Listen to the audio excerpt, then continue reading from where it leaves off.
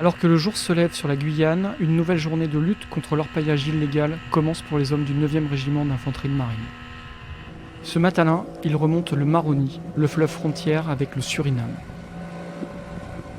Mais après 1 heure et demie de navigation, c'est une plaie béante qu'ils découvrent.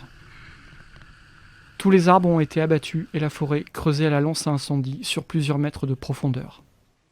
Avant de s'enfuir, les garimperos, ces forçats de l'or jaune venus du Brésil, ont abandonné leur matériel, moteurs, pompes et tables de levée sur lesquelles ils agglomèrent le précieux métal, ultime étape d'un processus implacable. Alors, l'effet de surprise est toujours un petit peu compliqué dans la Sparwin. C'est de la difficulté des pirogues, c'est d'arriver ici. On a mis 1 heure et demie. Donc, on a une entrée, il n'y a pas de débouché. Donc, forcément, si quelqu'un se trouve à l'intersection entre le Maroni et la crique Sparwin, il a, entre guillemets, 1 heure pour prévenir. Et les gens ici, ils ont 1 heure pour repartir. Voilà.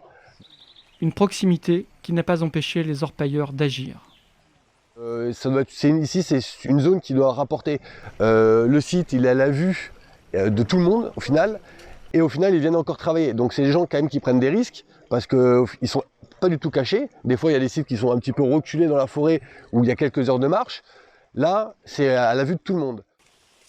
L'opération de ce matin est donc un succès.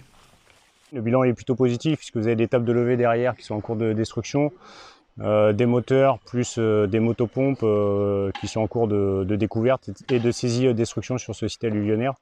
Donc ça permet de mettre un petit coup d'arrêt à l'orpaillage illégal. Mais opérer dans cette jungle dense est épuisant et risqué.